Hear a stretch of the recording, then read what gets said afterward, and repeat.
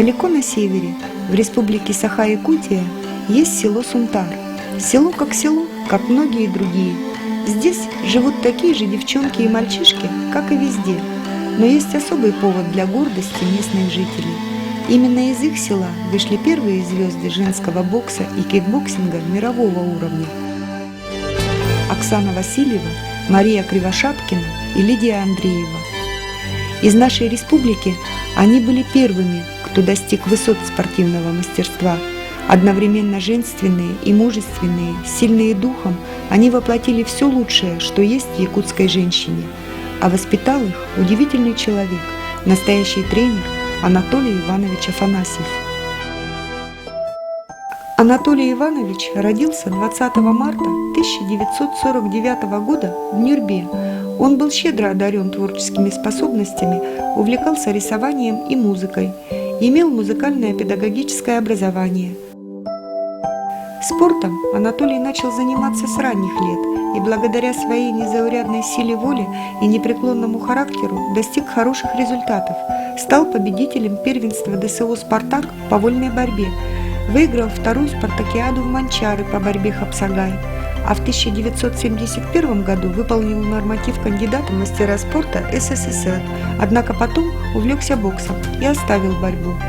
Работа тренера стала основным делом его жизни. Сунтар. Начало 90-х. Анатолий Иванович открывает спортивную секцию кикбоксинга и приглашает всех желающих девчонок и мальчишек на занятия в свою группу. Наши героини пошли к нему в числе первых. И начались спортивные тренировки. Зимой в школе, а летом на природе. В содружестве с главой крестьянского хозяйства «Ланкур» Александром Николаевичем Поповым Афанасьев создает проект летнего спортивного лагеря. Помогают ему в этом новом деле родители и дети. Наедине с природой, в сочетании с физическим трудом и здоровым питанием, Анатолий Иванович ставил своим воспитанникам технику, упорство и волю спортивного духа быть первыми среди равных.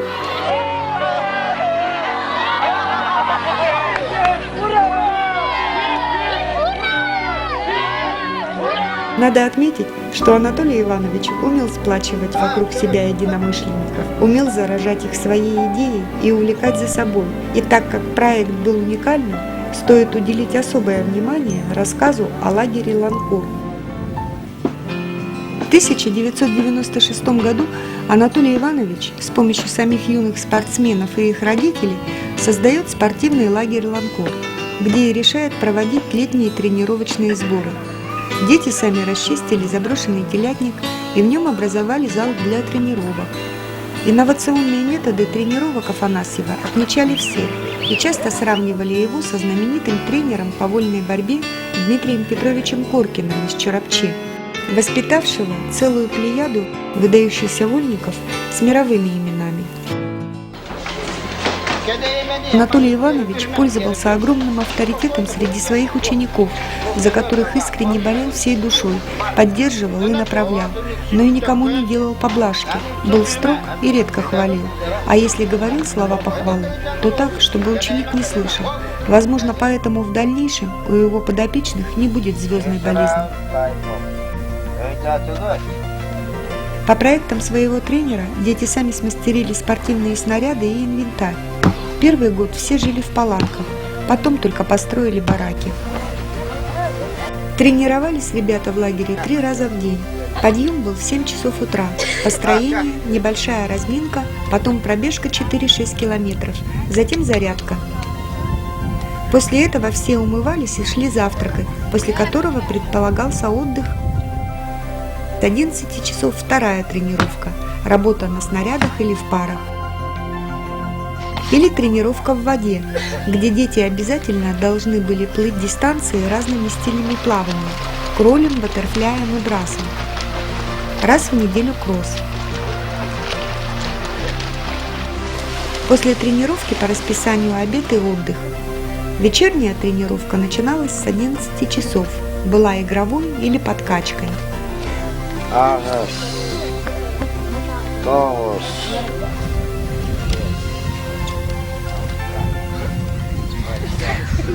Мудрый педагог Анатолий Иванович учил не только мастерству спорта, но и выживанию в экстремальных условиях, общению с природой. Каждые выходные ребята ходили в поход. Называлось это выживанием. Брали с собой хлеб, лук и соль. Одна буханка хлеба на 5, и каждый выживал по-своему. Можно было охотиться, рыбачить, словом, кто что найдет. У мальчиков, конечно, получалось лучше. Девочки сперва пытались сами охотиться, но потом поняли, что лучше с мальчиками ходить. Вечером мальчики разбивались группами, строили себе шалаш на ночлег, а тренер оценивал их труд, хвалил того, у кого лучше получилось. Девочки же спали в охотничьем домике. Утром все возвращались в лагерь. Раз в неделю приезжали родители, и все должны были придумать какой-нибудь концертный номер. Сценку, песню, танец, что именно, неважно, главным было участие.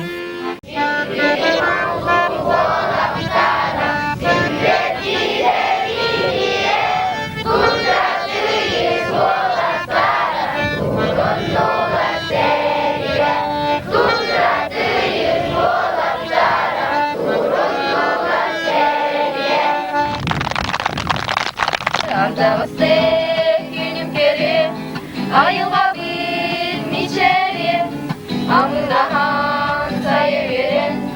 Analarım giren gelir, ardağısı günüm görüm. Ayılma bilmeyeceğim, amından sayıverin. Analarım giren gelir.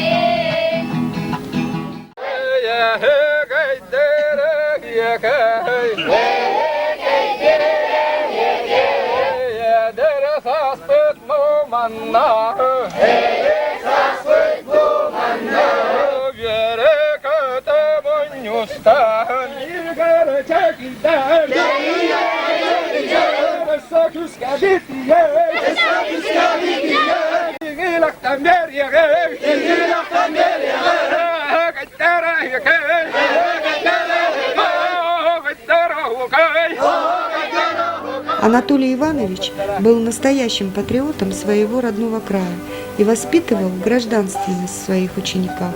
Он часто при жизни говорил, что работает во благо процветания Сунтара и республики, гордился земляками, всегда с гордостью говорил, что талантливых людей в Сунтаре просто немерено. Особенно много талантливых детишек, нужно только внимание со стороны взрослых.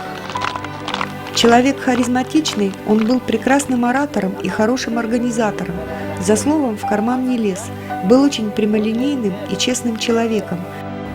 Но главным итогом всей жизни Анатолия Ивановича, его гордостью, стали многочисленные ученики, которые прославили его родной Сунтар. Но самыми первыми стали Оксана Васильева, Мария Кривошапкина и Лидия Андреева. Сейчас в Сунтаре действуют 19 федераций спорта. Есть современный стадион, имеющий беговую дорожку, легкоатлетический манеж, который позволяет активно развивать массовый спорт в масштабах всей республики и готовить чемпионов.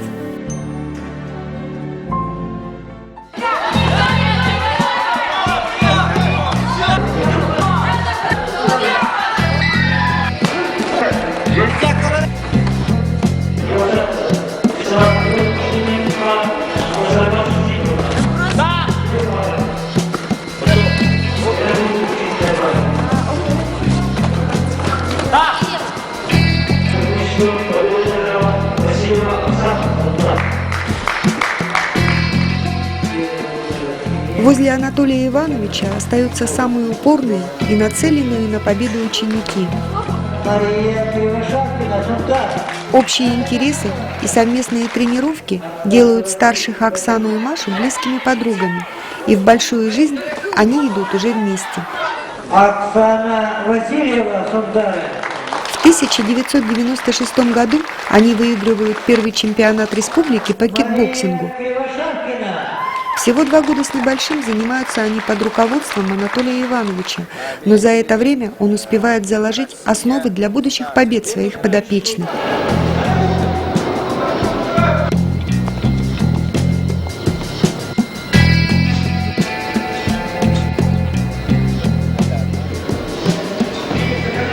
победы не заставляют себя долго ждать. Оксана уже через год выигрывает золотую медаль на чемпионате России среди взрослых в категории 48 килограмм. И даже принимает участие на чемпионате мира 1997 года в Польше, где с успехом выступает. После окончания школы тренер, чувствуя особый дар своих подопечных, дает свое благословение Оксане с Машей в большой спорт и отправляет учиться в Москву. И вот в свои 17 лет Оксана с Машей отправились покорять большой город. Девочки приехали в известный боксерский клуб «Китек» к известному тренеру Марку Ионовичу Мельцеру. Эта встреча была судьбоносной. Марк Ионович принимает девочек как родных, зная их потенциал, дает жилье и ставит на питание. «Китек» становится для девушек вторым домом. Выезжая на очередные соревнования по кикбоксингу со спортсменами Якутии, Анатолий Иванович не упускал возможности навестить своих воспитанниц и часто заходил к ним в клуб, где проводил тренировки, показывал свои ноу-хау, одним из которых являлось упражнение для ног, где дети прыгают, как в якутском танце, осохой. Здесь царит особая атмосфера, созданы идеальные условия для спортсменов. Благодаря внимательному тренеру формируется личность и происходит становление спортсменов с большой буквы. Подруги в жизни, на ринге они становились соперницами, где нет места проявлению слабости. Здесь ты должен выложиться до конца и показать все, чему учил тренер. Под руководством Марка Ионовича для якутских девушек начинается полноценная спортивная жизнь. Утром разминка и пробежка, днем работа с тренером, работа на лапах и силовые упражнения. Вечером спарринг, причем с мужчинами обязательно.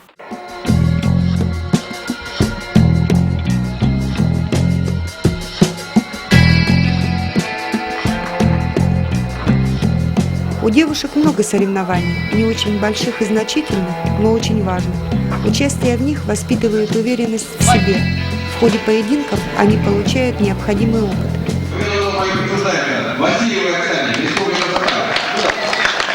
Первые международные победы. География их широка. Словения, Польша, Франция, Португалия, Германия, Англия.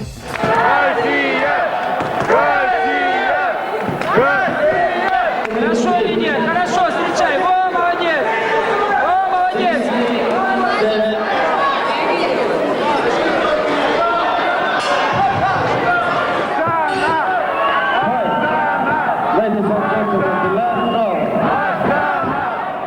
К Марку Ионовичу девочки пришли от первого тренера Анатолия Ивановича Афанасьева с уже заложенным бойцовским характером и нацеленностью только на победу. Это Мария Кривошапкина, Оксана Васильева и Лидия Андреева, победительницы первого в истории Кубка Европы по боксу. Тогда россиянки наделали много шума, завоевали 9 из 11 золотых наград. Лет 5 назад огромную часть сборной занимала сборная Сахад. Очень много было высококлассных спортсменов. Много спортсменов было и чемпионами России, и Европы, мира были. Очень сильная команда. Саха дала много спортсменов. В том числе то, что здесь же, она у меня сейчас находится постоянно, девчонки у меня 3, которые столько насобирали золота, серебра и всего прочего. Они все 3 трехкратные победительницы первенства мира среди молодежи. Там чемпионки Европы, России по несколько раз, чемпионки. Потом Оксана, чемпионка мира и Европы по кикбоксингу, чемпионка Европы по боксу. Маша Кривошапкина вообще уникальна. Она первая в истории завоевала медаль золотую на Кубке Европы. На самом первом Кубке Европы она стала самой первой чемпионкой. Вот, Лида Андреева сейчас, также как и Маша, входит в сборную команду России, призер мира по боксу этого года. Девочки пришли от очень хорошего тренера Анатолия Ивановича Афанасьева с очень хорошей школой. Они были малоопытные, молодые, им было по 16-17 лет, но заложено в них было очень хорошее и морально, и технические. То есть очень хороший тренер Анатолий Иванович. И вот в таком лусе небольшом, они лидеры. Они лидеры и в боксерской сборной, и в кикбоксерской. Оксана провела уже несколько боев на профессиональном ринге. Стала чемпионкой мира по кикбоксингу среди профессионалов еще. Плюс ко всему. И великолепные бои провела и в России, и в Англии. Прекрасный бой провела с чемпионкой Англии по боксу. Выиграла. То есть, это девочки, которые и Москве, и Якутии приносят славу и медали. Немного в стране найдется девушек-спортсменок, которые за столь короткий срок преодолели путь от новичка до чемпиона. Я хочу в профессионал выиграть чемпионат, звание чемпиона мира по боксу. У меня по кику есть, а по боксу нет еще. Надо много соревнований выиграть, например, Европу надо, мир надо выиграть. Мы вот недавно ездили в Турцию на чемпионат мира по женскому боксу и завоевала 3-е место. Там очень много народа было, там 37 стран было, 187 участников. И все у меня впереди, думаю. Вот этот кубок и медаль я выиграла в городе Волгограде. Там чемпионат России по боксу было, по женскому. Вот Лида была со мной, и я была Я в 48 килограмм выиграла, она в 51. Вот так я завоевала вот этот кубок и медаль в этом году. В конце октября я выиграла чемпионат Европы в Италии. Проходил в Венеции, там город Джессола был. И вот этот кубок оттуда и медалька. А этот пояс я выиграла в этом году тоже в мае. Я проводила бой с украинкой за звание чемпионки мира по кикбоксингу. Глядя на этих хрупких, очаровательных девушек, не перестаешь восхищаться их целеустремленностью, которая привела их к высоким результатам в спорте.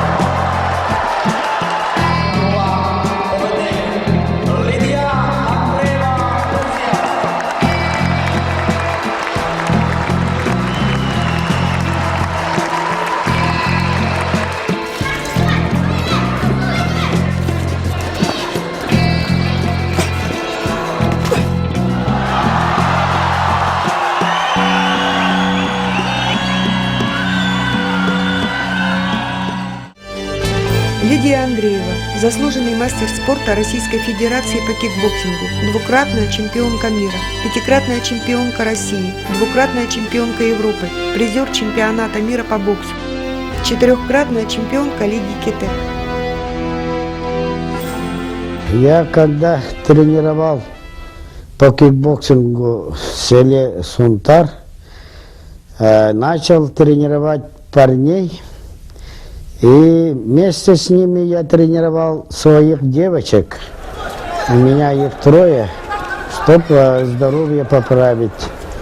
И они увидели эти девушки и ко мне пришли с просьбой тоже заниматься кикбоксингом. Я не отказался, я никогда не отказываю, кто хочет заниматься. И согласился, они пришли с родителями, и все договорились и начали тренироваться. Они учились в это время в школе, и первое время я не думал, что они будут чемпионками такими прославленными. Но потом с каждым годом я убедился, что из них выйдут большие мастера. Чтобы они продолжили учиться, я отдал заслуженному тренеру России Марку Ионовичу Мельцеру. Каждым тренировкам они прибавляли в мастерстве и целеустремленность, и вообще хорошее качество. Я оказался прав, и они сейчас заслуженно защищают честь Россию и нашу страну Якутию. Бой за звание чемпионки мира – это, конечно, бойцы уже сложившиеся, уже прошедшие какой-то путь свой в рейтинге. Вот насколько я знаю Оксану, Оксана – это думающий боксер, это перспективный боксер. Никогда не делает того, чего не знает. Даже по бою посмотрите, она умеет работать и в атакующей форме, и в контратакующей форме. Боксер не может знать все, но он должен знать то, мало, 1, 2, 3 комбинации, но он должен отрабатывать его в любом виде. Вот смотрите, как в воздухе проработала Рената, в силу того, что Васильева очень четко выбрала свою дистанцию, и тут же контратака Васильевой, который уже достает Ренату. Все-таки техническая подготовка Васильевой заслуживает уважения, виден класс у ней.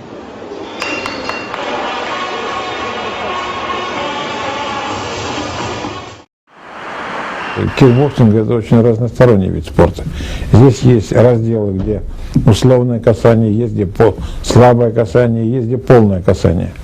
Поэтому это очень широкий. В кикбоксинге разыгрывается 81 комплект медалей. Мне очень нравятся якутские девочки, да и вообще якутские спортсмены. Это волевые, очень хорошие ребята. Они сплоченные, очень хорошо ведут себя в команде, очень дисциплинированные. Вот у Марка Ивановича Мильцина целая плеяда таких замечательных спортсменов, как Кривошапкина, Андреева. Это большие мастера уже, можно сказать, которые уже имеют звание и чемпиона мира, и чемпиона Европы, и чемпиона России. В 2012 году, принимая участие на чемпионате мира по профессиональному кикбоксингу по версии ASKA в разделе Full Contact во французском городе Дижоне, Мария победила действующую чемпионку мира Мелани Бони, хозяйку ринга, проведя с ней 10 раундов. К своим громким титулам Мария добавила еще один, став впервые чемпионкой мира на профессиональном ринге. Мария является бессменным членом сборной России, многократной чемпионкой страны, Европы и мира. По итогам 2012 года признана лучшей спортсменкой года.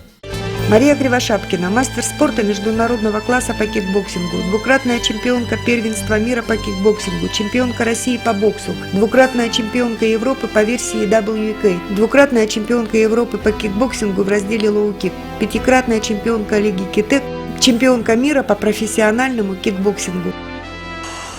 Между соревнованиями, бывая в Москве, наши спортсменки активно принимали участие в общественной спортивной жизни постоянного представительства Республики Саха-Якутия при президенте Российской Федерации. Они органично влились в жизнь постпредства, помогали проводить спартакиаду среди студентов и сотрудников предприятий Республики в Москве памяти Романа Дмитриева. Во время подготовки к 5-м международным играм «Дети Азии» Оксана представляла интересы дирекции в Москве, работала на спортивных выставках. К памяти первого олимпийского чемпиона народа Саха девушки относятся с особым почтением. Общение с Романом Михайловичем – особая страница в жизни спортсменок, в их становлении. Он опекал их, был очень высокого мнения о них. По признанию Оксаны, им сейчас очень не хватает его поддержки, мудрых советов и простого человеческого участия. Время бежит стремительно. Совсем недавно вся их жизнь была расписана по минутам. Сжав зубы, шли против сильных соперниц и, стоя на пьедестале почета, слушали гимн своей страны, затаив дыхание. Ради этого они тренировались, не жалея себя. Оксана Васильева, Гюрза, заслуженный мастер спорта по кикбоксингу, двукратная чемпионка России по боксу, чемпионка Европы по боксу, трехкратная чемпионка мира по кикбоксингу, чемпионка Европы по боксу среди профессионалов. «Жизнь словно ринг», — говорит Оксана. И есть ситуации, когда ты стоишь перед решением какой-нибудь проблемы, и надо выстроить тактику для победы, для очередной победы, теперь уже в обычной жизни без спорта. Этот фильм – дань памяти незаурядному, искренне преданному спорту человеку, тренеру с большой буквы. А что может об учителе сказать лучше, чем рассказ о достижениях его учеников?